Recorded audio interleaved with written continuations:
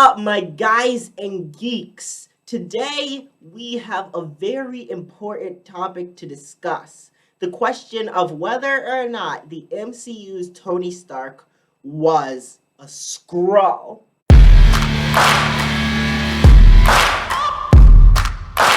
That's right, I believe that Tony Stark, the Iron Man savior superhero of the MCU, was not truly a human, but instead a Skrull, secretly disguised from his kidnapping in Iron Man 1 to his death in Avengers Endgame. And I don't believe that that Skrull was just a benevolent alien who was trying to help save the world, but rather he was part of a malicious Skrull faction that was trying to weaken Earth's defenses and leave it open for the Skrulls to conquer. Now, obviously, we first have to start with how in the world does this Skrull impersonate Tony Stark? Because I'm certainly not claiming that Tony Stark from the moment of his birth was a Skrull, that he's not really the Stark's child. Tony Stark, the billionaire playboy that we come to know in the beginning of Iron Man 1, was certainly a regular human.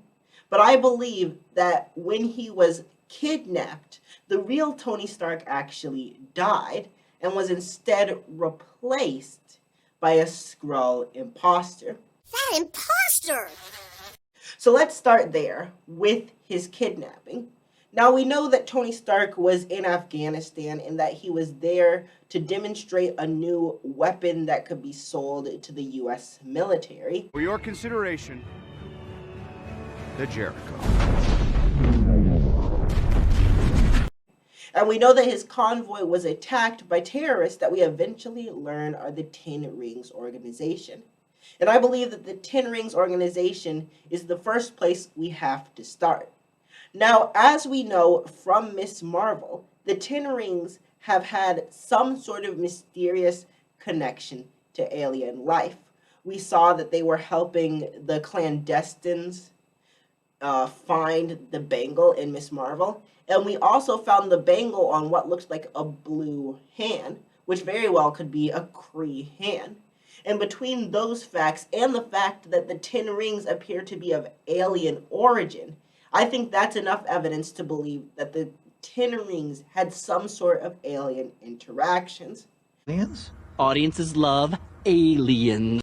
So what I believe is that this Skrull imposter, this fake Tony Stark, worked with the Ten Rings, had them kidnap and actually kill the real Tony Stark, and that this Skrull imposter was then able to infiltrate Earth's mightiest heroes by pretending to be an escaped Tony Stark who had had a change of heart and decided to become a hero. So obviously, we've got the Ten Rings. We know that they're a terrorist organization, and I see no reason why they wouldn't be willing to work with the Skrulls.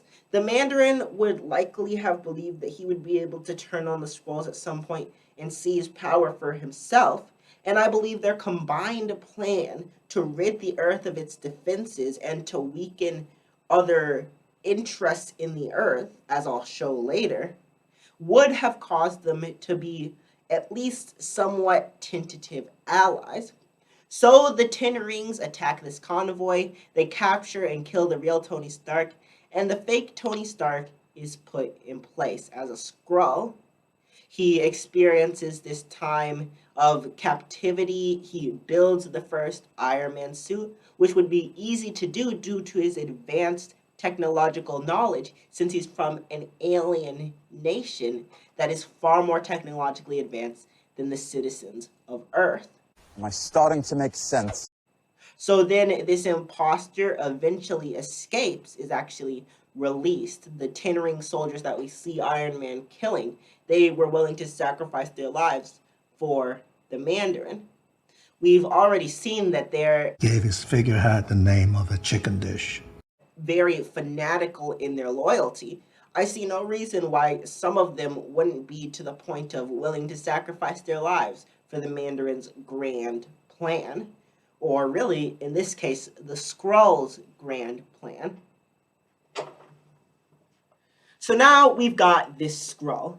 This Skrull is a member of one of the break-off factions, not the main Skrulls that we were introduced to in Captain Marvel, not those benevolent Skrulls that just wanted a home, but a small faction of Skrulls that wanted more, that perhaps wanted to conquer the Earth and make use of the unique properties of the human that make them so readily capable to gain superpowers and experiment on them and be able to use them for scientific experimentation and purposes, and to be able to conquer the Earth and use these superhumans for their own means. So actually, over the course of this entire MCU Infinity Saga, over the course of the entire Infinity Saga, if we take a look at it from the lens of the idea that Tony Stark was a Skrull the whole time, then we can actually see that a lot of his actions wind up leading to harming the Earth's defenses. So let's start with Iron Man. Obviously, he built the Iron Man suit, and I believe he built the Iron Man suit not only to become a public superhero figure, which would certainly allow him to gain the trust of the humans and allow him to get closer to Earth's mightiest heroes, but also to attract the attention of Nick Fury. Now, the Skrulls are already aware of Nick Fury. We've seen him interact with Captain Marvel, the Kree, and the Skrulls in Captain Marvel. Prove you're not a Skrull. So obviously, this person who's well connected to the Skrulls and is the head of S.H.I.E.L.D., one of Earth's greatest defensive organizations at this time, would be a key target for any Skrull looking to weaken the Earth's defenses. So this fake Tony Stark creates the Iron Man armor, attracts S.H.I.E.L.D's attention, and meets Nick Fury.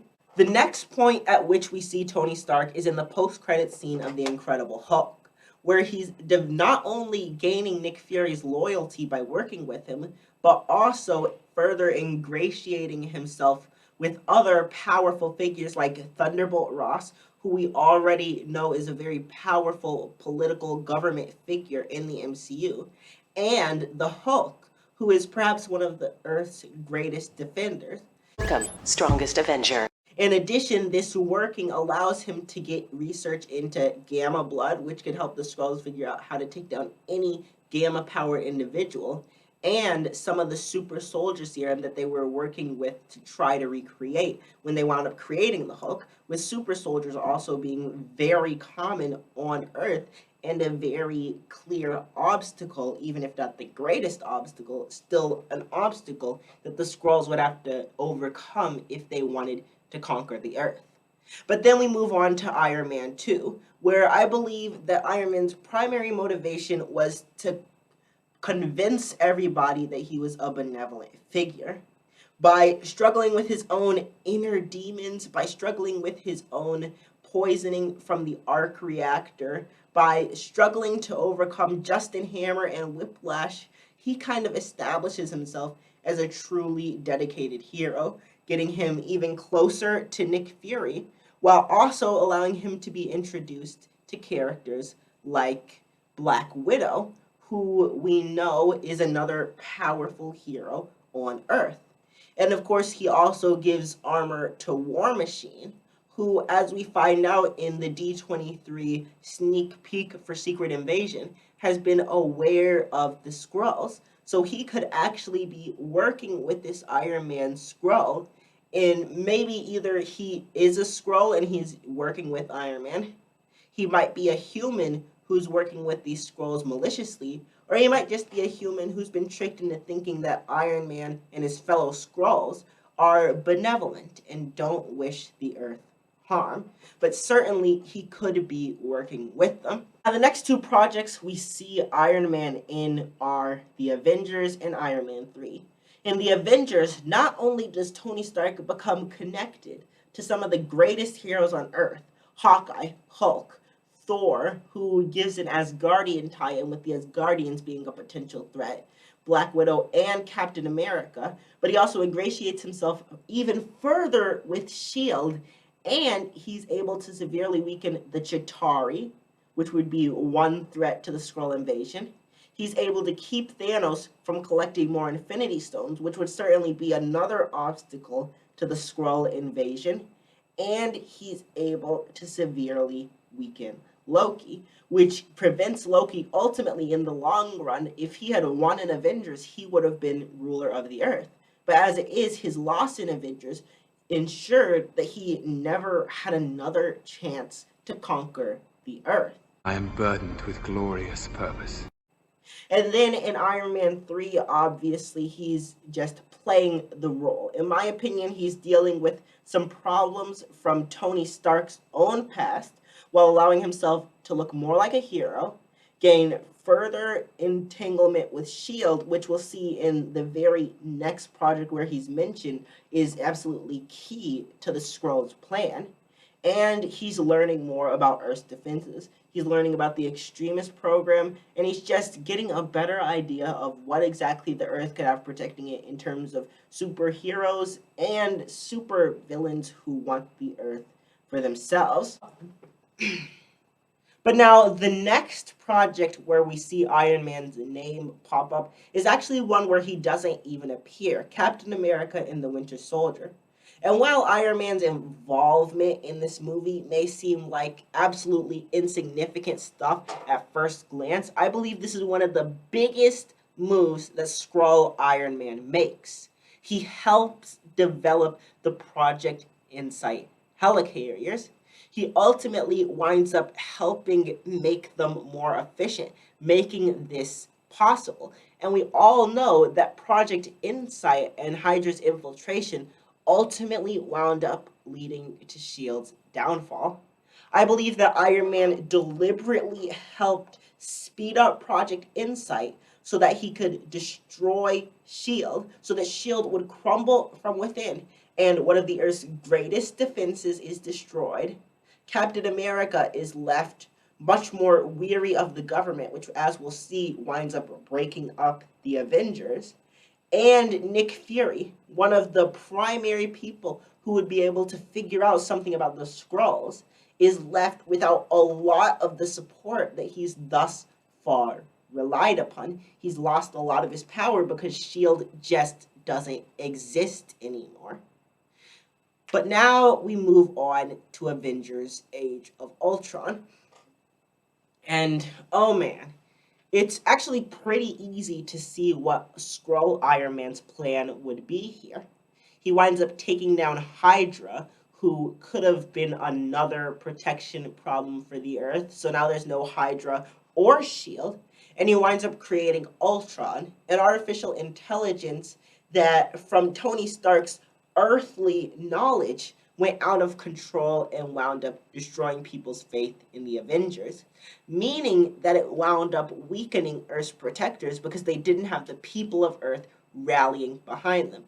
Also, while Ultron might not have been able to be controlled by the earthly technology that Skrull Iron Man was pretending to only have access to, I believe that it could quite easily, the Ultron program, be controlled by the Skrulls. And if they've got an army of super powerful AI robots at their disposal who understand the Avengers systems and networks, then it makes it even easier to ultimately take over the Earth.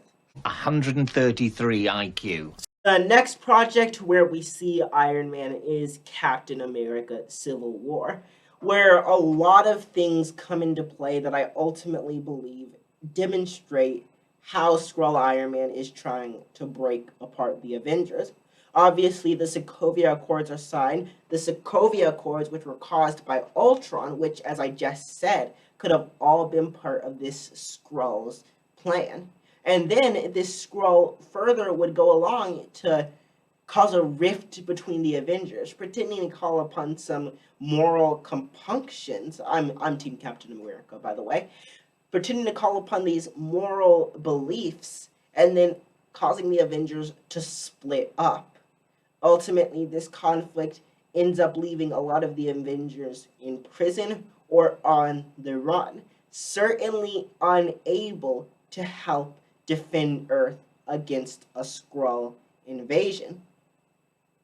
And now we move on to the next couple of very important projects. Actually, there's one stop along the way, Spider-Man Homecoming, which I believe wasn't a huge part of Skrull Iron Man's plans.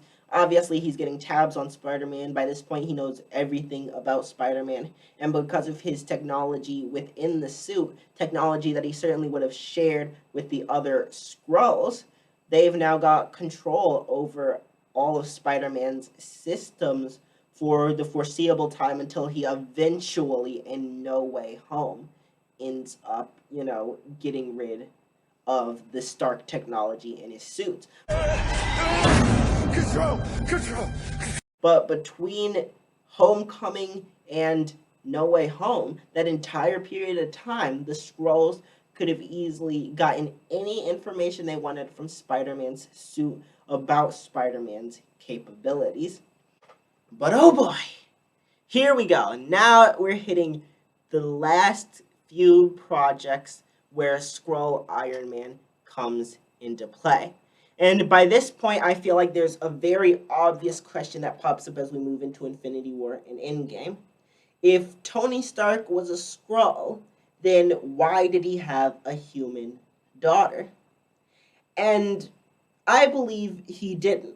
I believe that Pepper Potts was also a Skrull plant. Because if you think about it, we never learn anything about Pepper Potts' background. We never see her family. We never learn about any of her background or training or where she comes from. She's just introduced to us as a character that we're only introduced to after Iron Man returns from his kidnapping.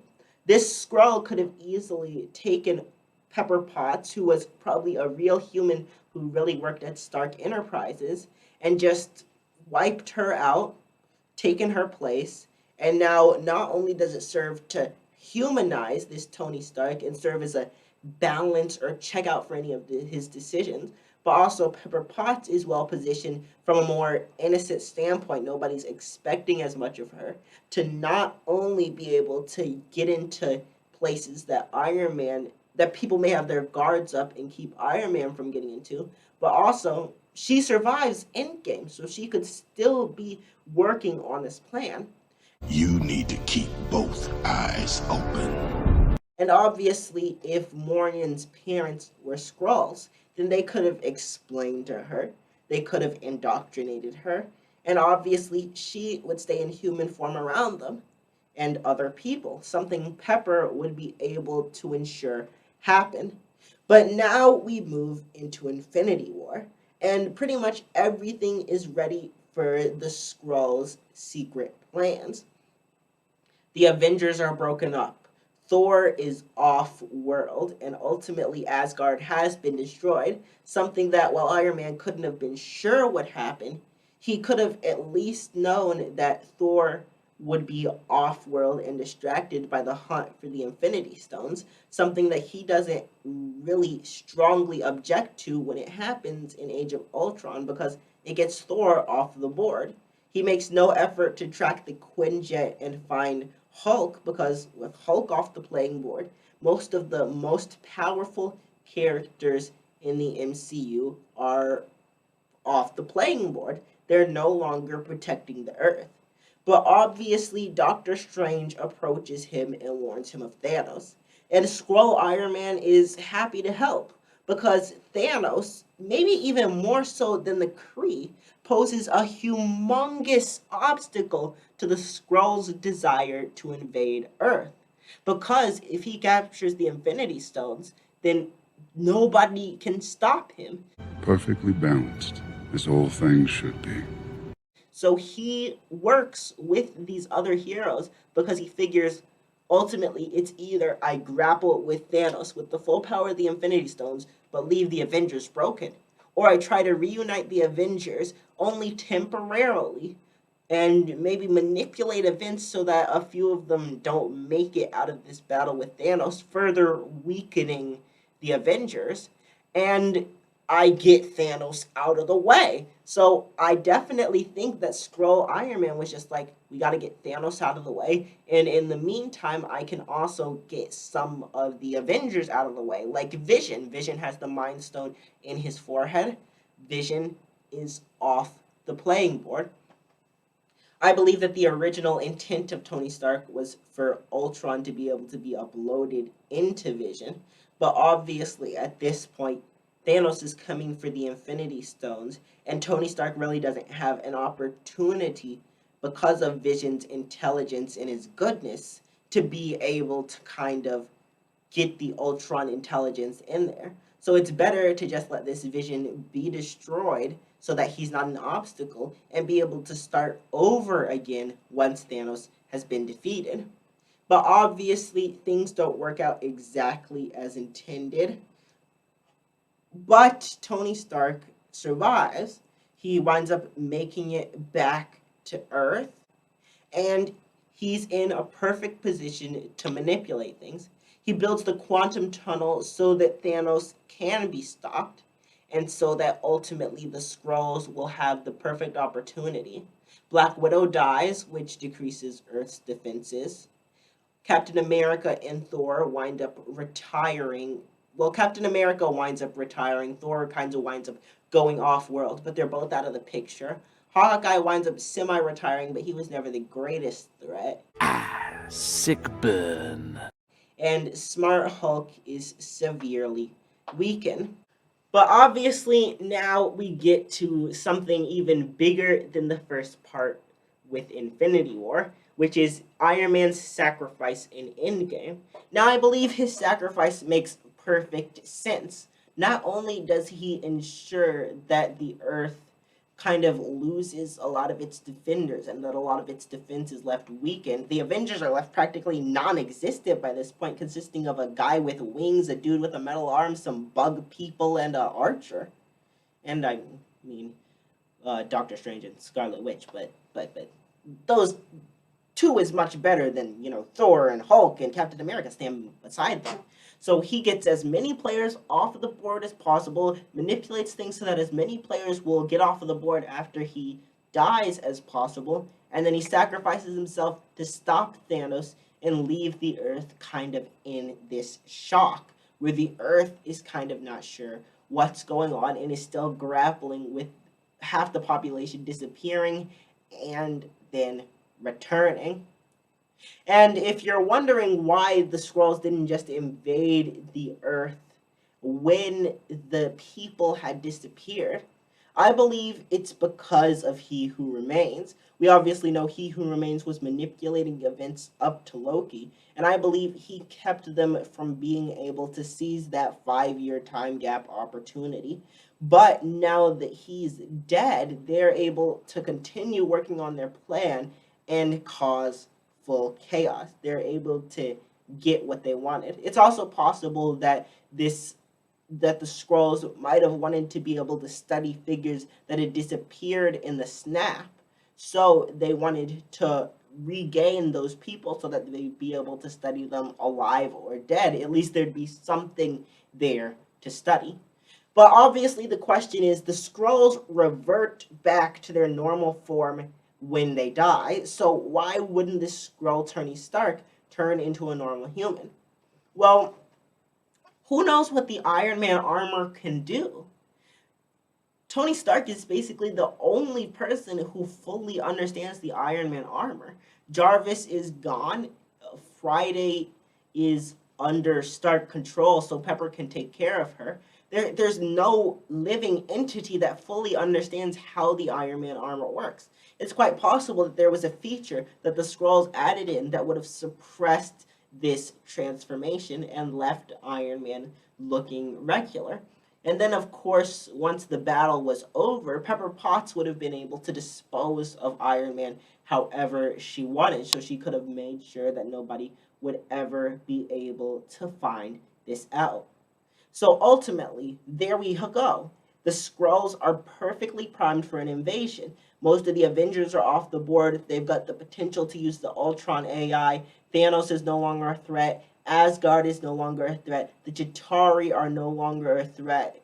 They know that the remaining defenders of Earth, like Captain Marvel is solidly against the Kree. So she can take the Kree out for them, and then they'll be able to use some kind of technology, control technology that they stole from the Kree to be able to control Captain Marvel. So most of their enemies are either completely off the board or able to be controlled. And what about the Ten Rings?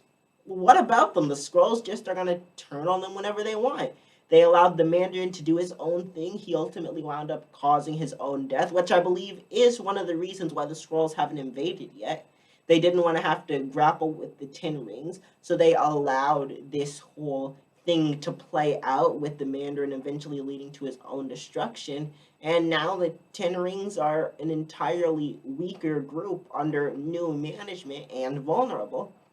And now that we've got most of Earth's defenders cleared off the board, now that we've got organizations like S.H.I.E.L.D. and Hydra no longer in the equation, now that Thanos and the Infinity Stones are not even a problem anymore, what do we find that we have coming up as an upcoming project? Secret Invasion.